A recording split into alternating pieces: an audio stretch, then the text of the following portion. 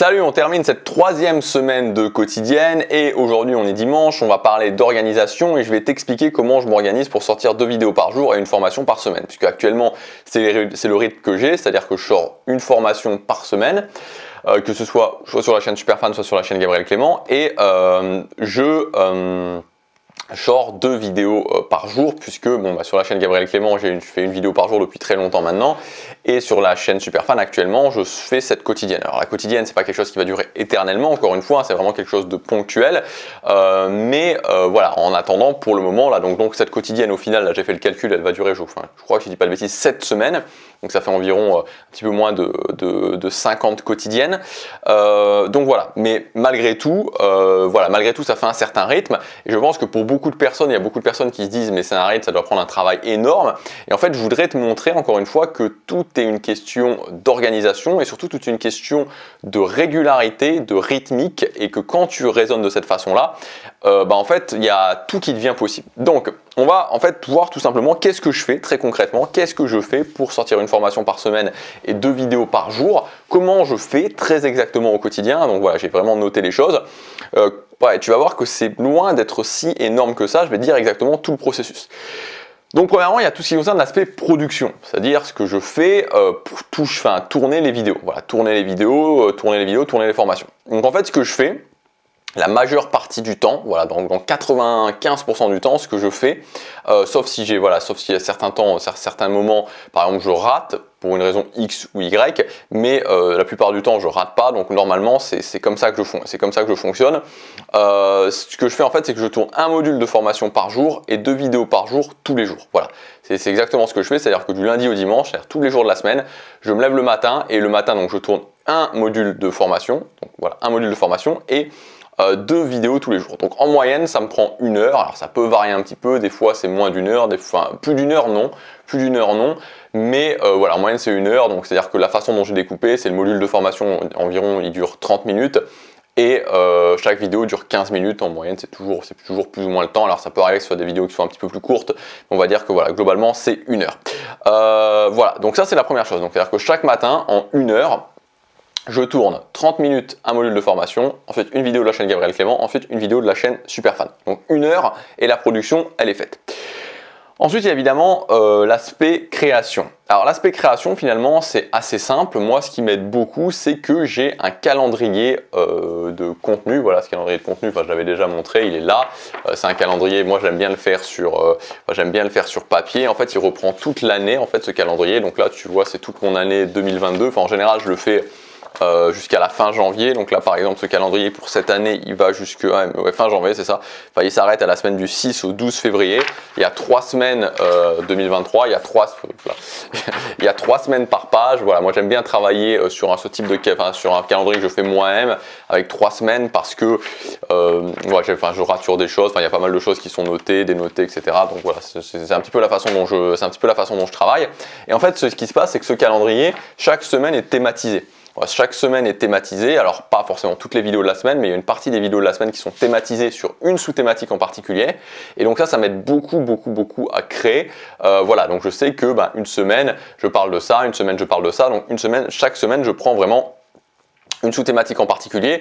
Et donc ensuite par rapport à ça, ce que je fais, c'est que quand je crée ma vidéo, donc peu importe la chaîne, mais quand je crée ma vidéo, ce que je fais, c'est que je sélectionne en général, alors ça peut varier, ça peut m'arriver d'avoir des idées, voilà, de dévier un petit peu, mais sinon je sélectionne un problème, je sélectionne par rapport au thème un problème, une structure de vidéo, un appel à l'action, et voilà. Et donc en fait de cette façon-là, j'ai une façon très mécanique de créer les vidéos.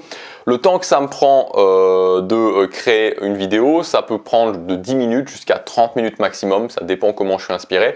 Encore une fois, par vidéo, mais on va dire qu'en moyenne, ça me prend 15 minutes par vidéo. Voilà, 15 minutes par vidéo, en général, c'est plus ou moins ça. Surtout que j'ai souvent tendance, en fait, à aussi avoir des idées quand, par exemple, je fais autre chose. Donc, en moyenne, 15 minutes par vidéo. Voilà, c'est globalement ce que ça me prend. Et enfin, la troisième chose que j'ai, donc ça, c'est pour la création, des vidéos.